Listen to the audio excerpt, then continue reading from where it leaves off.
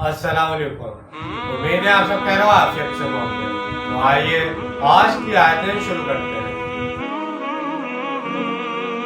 بسم اللہ الرحمن الرحیم وعنده مفاتيح الغیب لا يعلمها إلا هو ويعلم ما في البر والبحر وما تسقط من ورقات لا يعلمها ولا حبة في ظلمات الأرض ولا غضب ولا یابس الا فی الکتاب المبین۔ شروع اللہ کے نام سے جو بڑا مہربان نہایت رحم کرنے والا ہے، اور اسی کے پاس غیب کے سارے خزانے ہیں۔ کوئی نہیں جانتا ان خزانوں کو سوائے اس کے، اور وہ جانتا ہے جو کچھ ہے خشکی میں اور سمندر میں، اور نہیں گرتا کوئی ایک پتا بھی کسی درخت سے مگر وہ اس کے علم میں ہوتا ہے، اور نہیں گرتا کوئی دانہ زمین کی تاریکیوں میں، اور نہ کوئی تر و تازہ اور نہ کوئی سوکھی چیز مگر ایک کتاب مبین میں سب کی سب موجود ہیں۔ یہ کتاب مبین اللہ کا علم قدیم ہے جس میں ہر شے کا کائنہ وما یکون ان واحد کی طرح موجود ہے۔ وَهُوَ الَّذِي يَتَوَفَّاكُم بِاللَّيْلِ وَيَعْلَمُ مَا جَرَحْتُم بِالنَّهَارِ ثُمَّ يَبْعَثُكُم فِيهِ لِيُقْضَىٰ أَجَلٌ مُّسَمًّى ثُمَّ إِلَيْهِ مَرْجِعُكُمْ ثُمَّ يُنَبِّئُكُم بِمَا كُنتُمْ تَعْمَلُونَ۔ اور وہی ہے جو تمہیں وفات دیتا ہے رات کے وقت، اور وہ جانتا ہے جو کچھ تم کرتے ہو دن کے وقت، پھر وہ اس میں اگلی صبح کو تمہیں اٹھاتا ہے تاکہ تمہاری مدت معین پوری ہو جائے، پھر اسی کی طرف تم سب کا لوٹنا ہے، پھر وہ تمہیں جتلا دے گا جو کچھ تم کرتے رہے ہو۔ سورہ عمران کی تشریح کے سلسلے میں ان الفاظ کی وضاحت ہو چکی ہے جس سے قادیانیوں کی ساری خباثت کا توڑ ہو جاتا ہے۔ ذرا غور کیجئے، یہاں وفات دینے کا کیا معنی ہے؟ کیا نیند کے دوران انسان مر جاتا ہے؟ نہیں، جان تو بدن میں رہتی ہے، البتہ شعور نہیں رہتا۔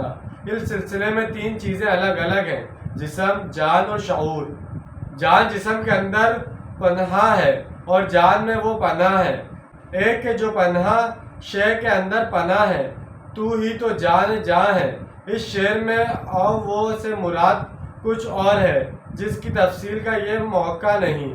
اس وقت صرف یہ سمجھ لیجئے کہ ان تین چیزوں یعنی جسم، جان اور شعور میں سے نیند میں صرف شعور جاتا ہے، جبکہ موت میں شعور بھی جاتا ہے اور جان بھی چلی جاتی ہے۔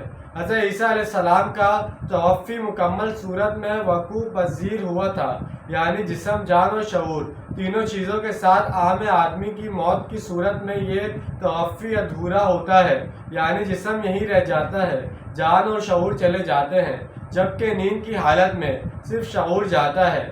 یعنی روزانہ ہم ایک طرح سے موت کی آغوش میں چلے جاتے ہیں، کیونکہ نیند عادی موت ہے، جیسے صبح کے وقت اٹھنے کی مصنون دعا میں مذکور ہے۔ کل شکر اور کل تعریف اس اللہ کے لیے ہے جس نے مجھے دوبارہ زندہ کیا، اس کے بعد کہ مجھے پھر موت وارد کر دی تھی، اور اسی کی طرف جی اٹھنا ہے۔ اس دعا سے ایک بڑا عجیب نکتہ ذہن میں آتا ہے کہ وہ یہ کہ ہر صبح اٹھتے ہی جس شخص کی زبان پر یہ الفاظ آتے ہوں، قیامت کے دن جب وہ قبر سے اٹھے گا تو دنیا میں اپنی عادت کے سبب اس کی زبان پر خود بخود یہی ترانہ جاری ہو جائے گا، جو اس وقت لفظی اعتبار سے 100% درست ہوگا، کیونکہ وہ اٹھنا حقیقی موت کے بعد کا اٹھنا ہوگا۔ اس لیے ضروری ہے کہ زندگی میں روزانہ اس کی ریہرسل کی جائے تاکہ یہ عادت پختہ ہو جائے۔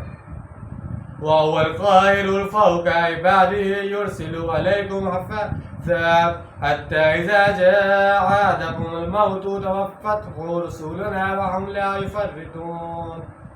اور وہ اپنے بندوں پر پوری طرح غالب ہے، اور وہ تم پر نگہبان بھیجتا رہتا ہے، یہاں تک کہ جب تم میں سے کسی کی موت آتی ہے تو ہمارے بھیجے ہوئے فرشتے اس کو قبضے میں لے لیتے ہیں، اور اس میں کوئی کوتاہی نہیں کرتے۔